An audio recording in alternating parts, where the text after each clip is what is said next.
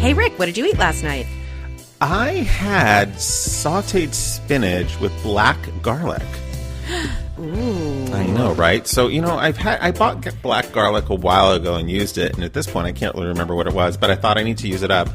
Super simple, so I just cut it up really fine, put it in some olive oil, let it bubble a little bit, and then I threw in some ginger, and once I got a tiny little sauce in the olive oil, I threw a whole bunch of spinach on top, let it melt down, and then just mixed it around, added some salt, and it was so tasty because, black garlic doesn't have sort of that spicy quality of regular garlic, but it definitely imparts a really sweet flavor, an umami flavor, and it bordered on that I had just enough in there, because I think if you put enough in, it gets a little bit of a licorice quality. I just loved it because it had this beautiful little sauce, and that's all at the bottom of the bowl, so that's all I had. I thought, this would have been great if I had just a little bit of rice or maybe a little bit of farro, but boy, was it tasty and flavorful and super easy. That sounds lovely. And yeah, the black garlic's fermented, and so it has that slightly funky flavor to it, and putting ginger makes up for the lack of the bite. I put a squirt of honey in. Honey? Yeah, just for a little bit of sweetness. Look at you. Look at me pulling out my chops. Look at you. Way to go. I agree. Thank you. Again, one of those things I was super proud of. I'm like, this has to go down. How's it going to happen? And it worked out really well. Well done. You've gotten so good at that. Thank you. Thank you. I agree. Thanks for your support. You're welcome. How about you? What did you eat? Interestingly enough, also relating to spinach. Really? Yes, although less cool because I bought mine. There's a bakery called Hella's Bakery. Any local Chicagoans, pay attention. It's right opposite Harvest Time on Lawrence.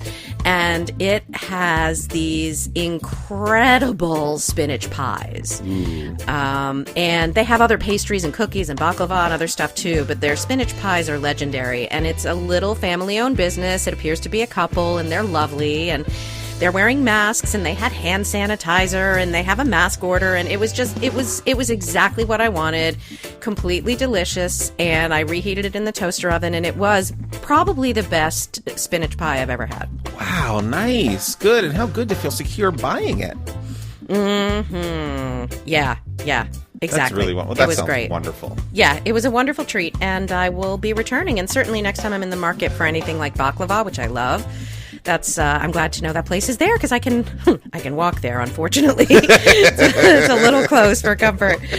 But I'll be dreaming of that spinach pie. It was great. Nice. Hello, and welcome to another episode of You Won't Believe What I Ate Last Night. I'm Kate. And I'm Rick. And this is our ongoing conversation about food, health, weight management, and our endeavor to be and stay healthy in a tasty world. With love, kindness, and compassion to ourselves and others. Season 5 of You Won't Believe What I Ate Last Night is brought to you by Smart Building Technologies, a leading provider of green technology at home and in the workplace. Find out more about Smart Building Technologies at smartbuildingtech.com.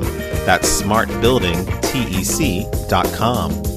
We are back today with another Hot Topics episode. This is Hot Topics. Hot. I forgot about the sound effect. Thank you. It always has to happen. Yeah. Because it's so hot.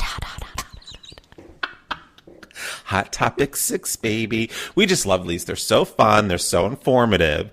So we have some really great things coming up. And it also really mimics our conversations. Like this is what Rick and I do on the phone most days. So it's very true. Just a reminder to rate and review us when you're done. Whatever platform you're listening to, please give us some attention, give us some stars, and as always, recommend us to a friend. Thank you. Those ratings and reviews go a long way to help other people find us, so we appreciate it. So we have an update for you from our most recent Hot Topics that aired about a month ago about Trader Joe's rebranding their potentially racist product names, which were Trader Giotto's, Trader Ming's, and Trader Jose's. And they apparently have decided that they don't feel that they are in fact racist. They feel that they're fun and that they're honoring the cultures and nationalities that the foods are coming from and where the foods are being very often literally imported from in some cases. And so they've decided that they're not racist. What do you think about that? I think it's completely fascinating because when I was reading one of the articles, they talk about how they think that people understand the intention with which things were done. And I sort of get that, but there's also a part of me that always thinks, isn't that what the people in power always think? That it's gone well and it's never as bad as the people who are not in power make it out to be? Because also I'm like, what's the cost, really, if you let it go? You're Trader Joe's. I think you can make a lot of things happen and be successful. Yeah, totally. And my response was, as you may recall, I was surprised because it hadn't occurred to me that that would be offensive terminology because I am one of those white people who thought it was charming. And so I think for me, the point is, if someone tells you that it's offensive, you don't get to argue with that. I think that's really where I come down on that. I think that's a great one. I wish so much of the country was that way, too. Mm-hmm. Do you like Reese's? Mm-hmm. Well, here's a news item just for you that's coming next month. Say goodbye to choosing between all the different flavors of Reese's because this variety pack has it all, Kate. It has 5 original Reese's cups, 5 white chocolate Reese's cups. I know how you feel about white chocolate. Mm-hmm. 5 Reese's cups, big cups. Then it has 5 pieces cups. It has 5 pieces candies. And then it has 5 Reese's sticks. You get all of that in one package. Well, here's the thing. Yes, Kate. I'm pretty much a purist when it comes to Reese's. Oh, are you? I really prefer my favorite Reese's product is the original normal size cups that come 2 to a package. Like the ratio of peanut butter to chocolate in those size cups, the like full size cups, is absolutely what I like best about it. Wow.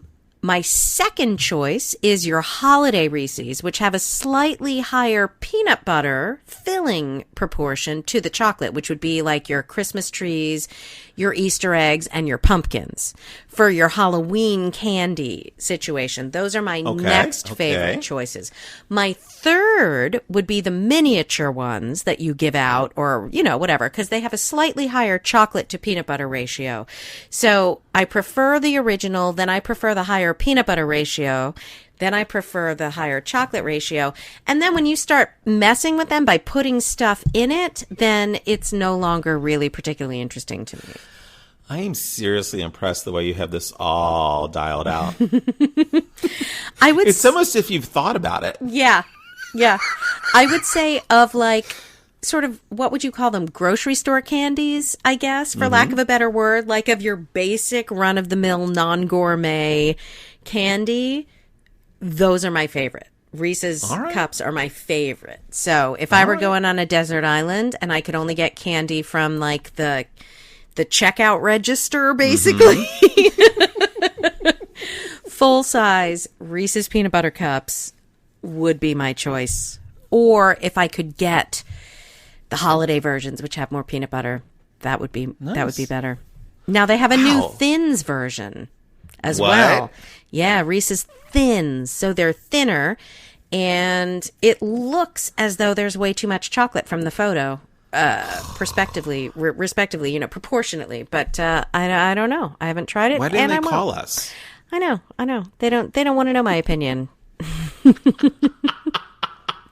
Well, they're going to hear it when we tag the hell out of this. Where do you stand on the Reese's? Oh, I would take them all. Absolutely. I would take them all and I would go one by one, enjoy each and every one. I would love the variety, the different textures. Absolutely. I am down. I will be getting this pack. I'll have to do a report back. You think? Yeah, you definitely will have to do a report back. So, Kate, here's a question for you. We've known each other, 30 years now. It's crazy. Jesus. But I don't know how you feel about this. When you're handed a can, say a soda can or a can of La Croix water, or any other can, and you're going to drink from the can, would you wipe the top of the can off? Yes. Very good for you. So a recent report came out that people did an updated study to ask, is the top of the can that you drink out of dirty, and is it worth cleaning off? An infectious disease physician and senior scholar at the Johns Hopkins University Center for Health said that if someone didn't wash their hands after using the bathroom, then touch the can and could transfer all those germs, that's like a real possibility in all these factories. He also said that there's the possibility of, like, when these cans are in storage, of like rodents running over them before they get packaged up and before they get shipped out. Isn't that interesting? I never really thought of it. I mean, I sort of thought it was never awesome, but I don't know if I thought it was really that disgusting. So basically, if you want to play it safe, rinse off the top of the can before sipping on it and pour your drink into a glass. Well, see, I just wipe it off with the inside of my shirt, so I don't think I really do. For me, it was more about actual dirt and dust. Right. That's really what I'm trying to get off there, is just the physical dirt and dust. I don't actually wash it with water, no. I know. But now I have so many disinfectant wipes I could. Right? When we... jeez, right. Sur la Table is set to close almost half of its... Sur la Table is set to close almost half of its stores after filing for bankruptcy. Aww. Yeah, because of the pandemic. And they're saying that they plan to close 51 of their 121 stores around the United States, and they're going to have a plan to sort of come back. So you would think that people would be buying cooking supplies more than ever, though. That feels weird to me that they're suffering. Yeah, I'm wondering if also Sur la Table is higher priced, so maybe that's it. So Sur la Table is saying they're going to come back even better and stronger if they're able. But they also said that might be a problem.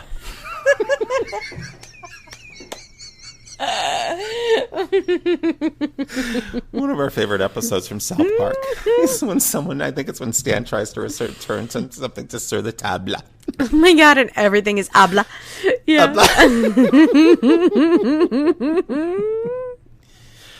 Do you remember when you forced me to buy an Instapot while I was on vacation in Italy? I do remember that. And that was because it was Amazon Prime Day, and you're like, oh, you should do this. I was like, okay. Right. And so you had a coupon, so it was like $30. So I'm glad I did. Yeah. Totally. That was the best deal ever. It was the most, there was an Instapot that was literally the most purchased kitchen item last year on Amazon Prime Day. And this is important because Amazon Prime Day has been postponed. They're postponing it because of the pandemic, because mainly due to supply shortage. Prime Day has been moved to October. When was it normally? Usually June or July. Oh, see. Because I think I was in Italy in July. They haven't officially announced a specific date, but they're saying the week of October 5th is going to be the placeholder. So keep your eyes posted for that. Yes, because apparently, I just learned this week, Instant Pot has an air fryer attachment. It has a special lid that you can put on your Instant Pot, and it turns your Instant Pot into an air fryer. I can't take it. No, it doesn't. Does it? Yes, you don't have to buy the whole new air fryer device. You put the lid on. But I have yet to find anyone who has one who can report back. So please, if any of you are listening and you have tried the Instant Pot lid for air frying, please let us know how that is.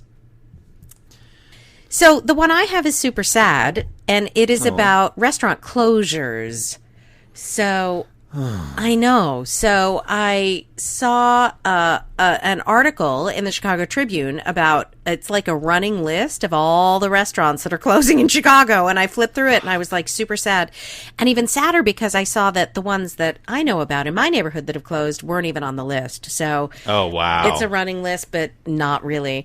So the big piece of data that I want to share is that according to Yelp, and I don't know why Yelp would know this, but it seems that they do, is that 60% of the restaurant closures seem to be permanent.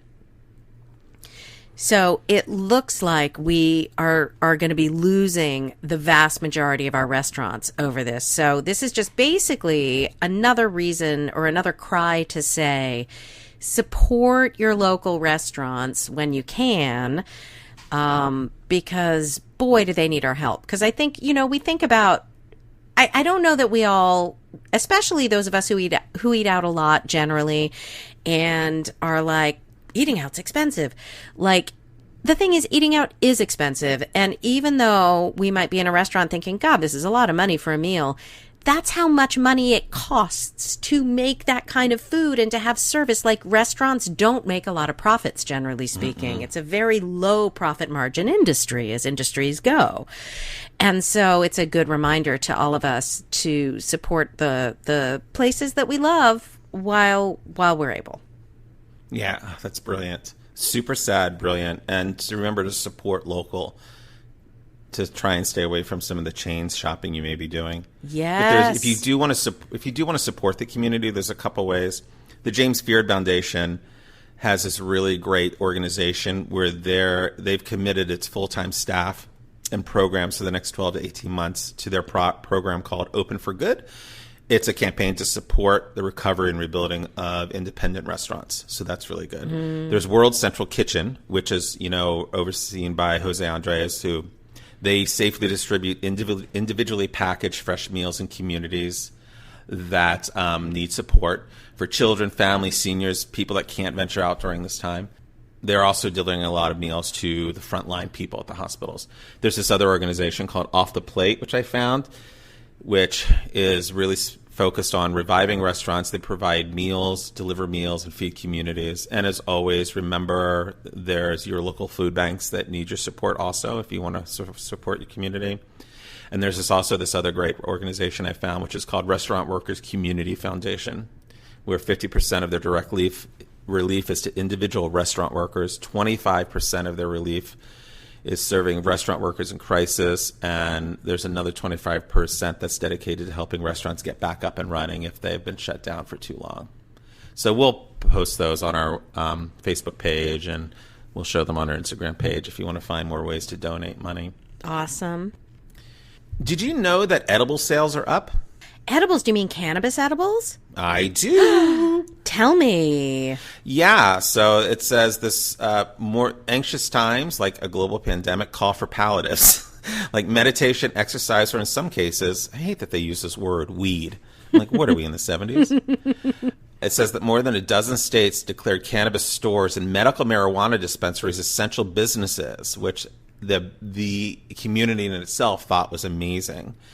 They declared them essential businesses along with pharmacies and grocery stores. The cannabis industry has seen an influx of new customers. There's one major cannabis retailer who has talked to the Associated Press that the first-time purchase of cannabis was up more than 50% in early March. And as fear of inhaled products have risen, spurred partly by studies of the vaping illnesses and exacerbated by respiratory risks associated with the coronavirus, many consumers have opted to enjoy cannabis in edible form. This particular owner of this company says that the edible sales are up 16%, while vape sales have fallen by about 20%. Oh, that's so interesting. Yeah. I've heard from some people that think they know things, that the most of the vape problems are with, obviously none of this is regulated, and there's high-end vape products and there's low-end vape products, and the high-end vape products are really well-crafted THC oil and so on, and the other one is filled with crap because nobody's regulating it. And the people who have been vaping the good stuff for decades are like, it's not this, it's the crap. It's the juices, and so I don't know. I don't know. I'm just saying maybe there might be something to that, which was really just a sidebar. But that's good to pay attention to, right? Because I had never considered that, because I'm sure once the market opened up, yes, all the low-end people flooded the market at cheaper prices. Yeah, exactly. And I when I smoked cigarettes, I could tell the difference in my lungs between cigarettes that were worse for my lungs and cigarettes that were less worse for my lungs. And so I imagine that's also true of the vaping products. cannabis became legal in Illinois, where I live, in January of this year, and it was, in fact, deemed an essential business, which makes sense because it is medicine for many people who have prescriptions. I'm not one of those people, but for many people who do, I'm very grateful that it was, put in that same category. But what was interesting was it's been difficult to get into some of the dispensaries in the city of Chicago because there's so much demand to get in there. Oh, and wow. yeah. And then once COVID hit, many of the city's dispensaries were only selling to medicinal patients. So recreational clients who wanted edibles either for pleasure, for recreation, or for self-medication without a prescription, had been unable to get them for a long time. And I think that there's some places where that's opening up, but there's certain dispensaries that are just still, it's a lottery system to get an appointment to go in a certain time frame. It's hard to get into some of them. So it does, I think, depend on where you are. And all of this to say, if there was unlimited supply in the city where I live, I think it would be even higher sales. Wow. Is my point. Yeah. Right. Mm-hmm. Wow. Okay. Good to know. One other story that came out, this is, there's a retailer preference index that comes out every year. It's a study that's done. And I thought this might be valuable because a lot of people are struggling financially, that it lists the most budget-friendly places to shop for your groceries. For the 10th year running, Aldi was crowned the value leader, according to the Market Force Information Grocery Benchmark Study. Aldi was number 1. 2 is Market Basket. I've never heard of. Never 3, heard Winco. of them. You have? No, never heard of Market Okay. Basket. 3 is Winco. 4 is Lidl. Oh, yeah, Lidl. Swedish place. Lidl. Number 5, Trader Joe's. 6, Which Costco. is owned by Aldi. Yes. And then number 6 is Costco. Number 7, Walmart. And I just thought, isn't that interesting? Trader Joe's below those two. I would have thought Costco was cheaper than Trader Joe's. Yeah, agreed. Particularly now since, Costco is apparently like, I don't know, the Petri dish central where everyone wants to run to nowadays. The amount of people in my life saying they're going to Costco or Sam's Club, I'm like, stay away. See, and I obviously associate with much more single people, and we don't go there because well, I'm going to jump nobody back has to my room food for that. Right, I'm going to jump back to my food pushing issues because the amount of people I know go to those stores and they come home and they're just trying to unload stuff. I mean, God love, I benefit from it, but God love them. Number 8 was Food for Less. Number 9, Amazon. And then number 10 was a store called H-E-B. And then farther down the line is BJ's and ShopRite. But super interesting. That is Aldi's interesting. is growing. Aldi's currently has more than 1,900 stores, and they plan to open numerous more. It's a German chain, and they plan to increase their store count by 50% over the next 3 to 5 years. Oh, wow, they're doing well. Yeah, super well. So in England, apparently, Aldi has high-end stuff. Like it's Really? it's a nice store with fancy things. And it's very different in some places here, and I think the Aldis really vary. So another thing that I'm really interested in hearing from y'all about is, what is your experience about Aldi where you live? Please. Because in the city of Chicago, there's certain things I will occasionally go to Aldi for, and there's certain things that it's great about, but it's the one near me, at least, is 6 aisles of weird flickering lights, and so it's like it's an unpleasant experience, and all the produce is already pre-bagged, and so for one person, there's always too much, so I can't buy my produce there, and then the couple things I've tried in terms of grated cheese are disgusting. So like I don't know. I'm not a huge Aldi person, but I know that a lot of folks in my neighborhood are. So I just don't think I know how to shop properly at Aldi. So I'm very interested in knowing people's experience with Aldi. So please write in, phone in, call in, and let us know your thoughts about that. And make sure you rate and review us when you're done listening to this podcast. We really appreciate your support. So here's another story, Kate, and I know this is really going to make your heart soar because I know how dedicated you are to this brand. Oh, no. You can now buy Mickey Mouse mozzarella shapes. Isn't that going to make the pandemic a little bit smoother. And what do you put them on? Like, what's the point? Like, if you don't melt mozzarella, it doesn't taste like anything. And so then what? Like, what? You're having sad melted Mickey cheese bread? Is that what's happening? Well, not just the milk cheese. Here's what you're going to melt and be sad about. Farm Rich, a snack brand that makes loaded potato skins, meatballs, and more, is responsible for the Disney Mickey Mouse and Friends mozzarella shapes. The shapely nuggets are made from, Kate, give it up, 100% real mozzarella cheese, 100%. Coated, wait for it, in whole grain breading, and wait for it, shaped like Minnie Mouse's signature bow and Mickey's iconic mouse ears. Oh, so it's like mozzarella sticks, Yeah, but shaped like it. Okay, well that makes more sense. Okay. Although, whatever. But still, it makes a little more sense. Hey, you know what we haven't talked about yet? What? Is Goya beans. Kate DeVore. Gosh, it's interesting. I'm glad you reminded me because Goya beans haven't really been in the news lately. What do you have to say? Well, we might be a little past hot topics with this, legitimately, Agreed. But still, it seems worth mentioning. So, the president of Goya, I think he was the president, right, was in a meeting for some reason with Donald Trump. I don't even understand why this was a meeting. And I'm not exactly sure what went down, but I understand that he said complimentary things. We're so grateful to have you here doing these things. I'm also not sure that he really said, I support Donald Trump. I'm not sure how much was politeness. I'm not sure what he actually said. But what I do know is that he was roundly criticized for supporting the president. And so then suddenly we have product placement in the White House, and the president and some other ridiculous person who works for him for some reason, his daughter. Yes, who somehow has a job there based on nepotism, are now like actually doing free advertising for Goya, right? And she's doing like a Vanna White thing with some beans. It's bananas. And he's got like 7 Goya things on his desk in the Oval freaking office giving a thumbs up. Like, imagine any other president sitting in front of a product with a big shit-eating grin on their face giving a thumbs up. It is so horrifying and so shocking, and I love Goya beans, and so I really want it to be not a problem. I want it to be that whatever he said wasn't that bad. Because that's the other part of this, is I don't want to have to not buy Goya.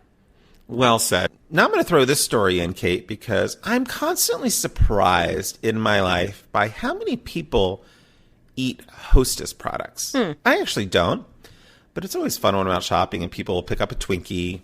My friend Emmy always likes to pick up the little cupcakes.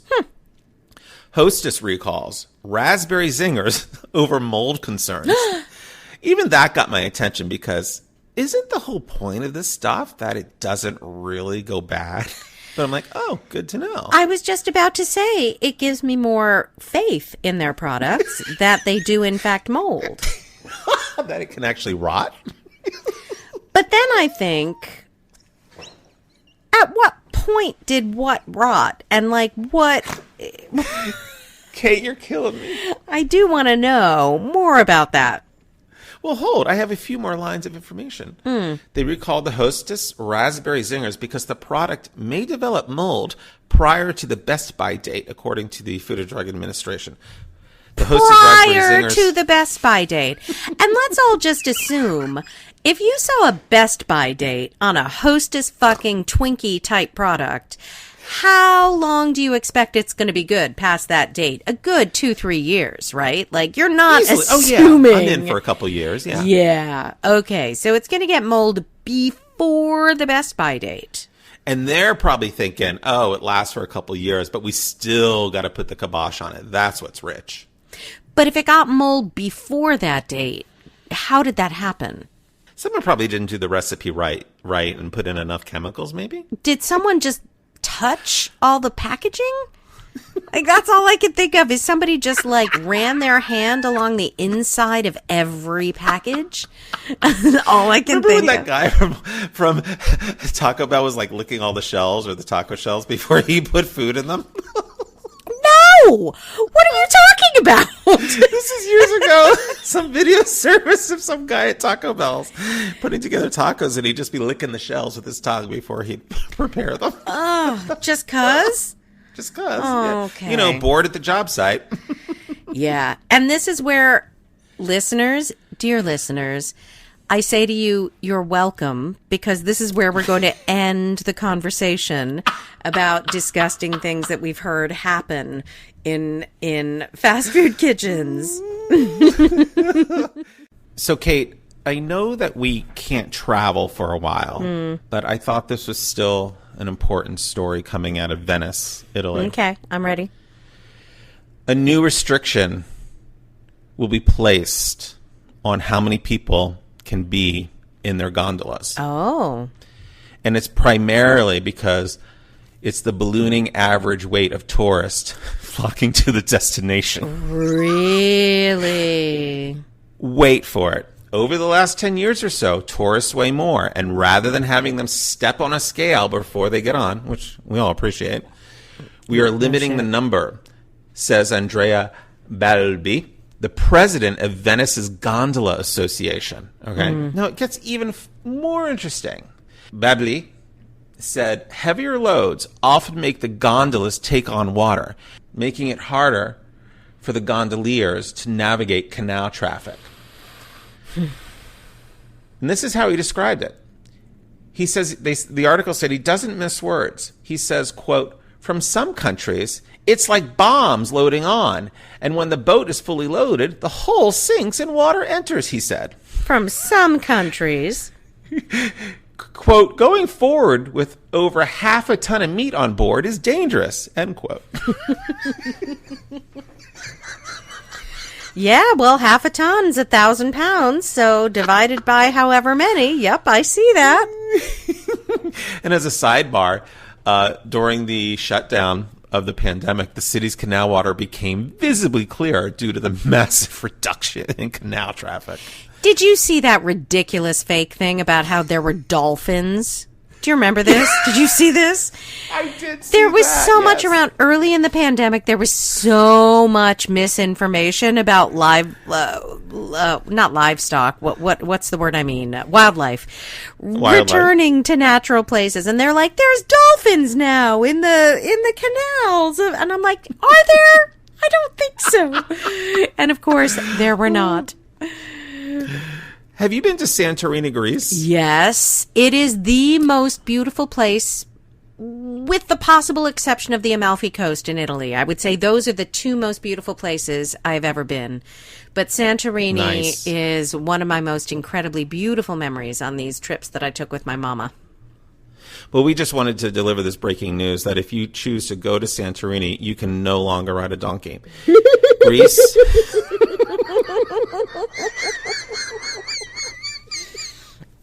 I was Why do we not have unaware more of donkeys as an option when I was there, just for the record.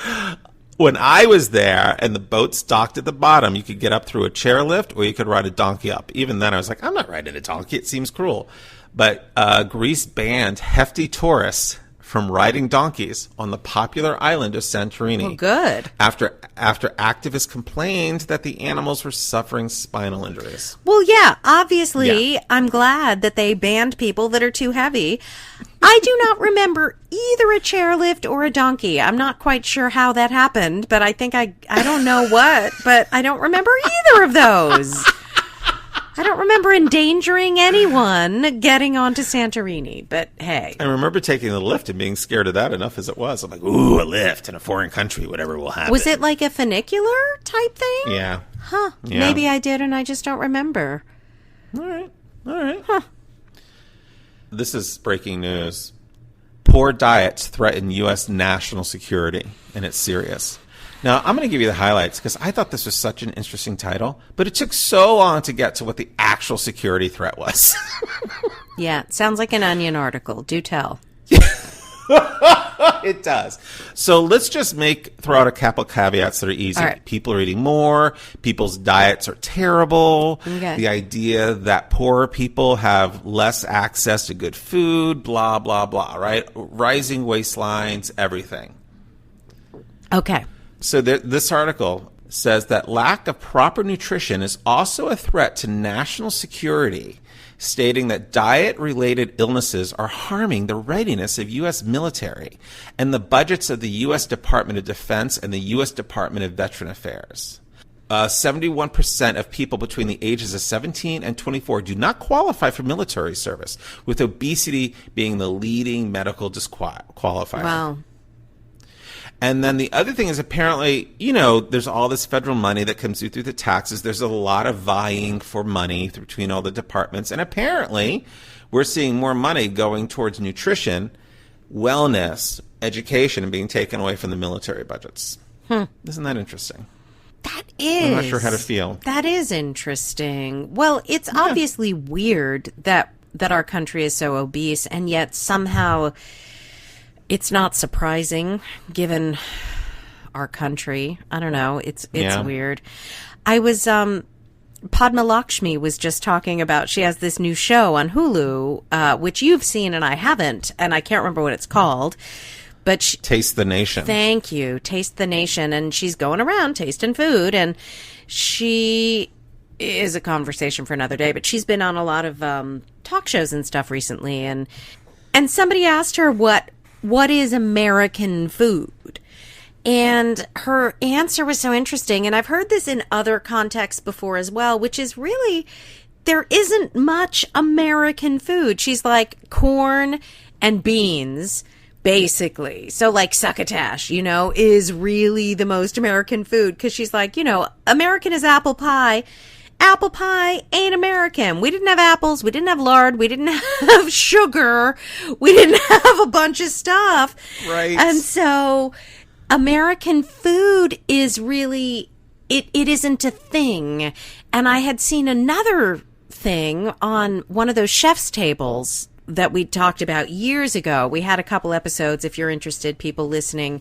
We did a couple interesting episodes about the Netflix series Chef's Table, and we talked about a couple of the interesting people in there. So American food is characterized by like bounty.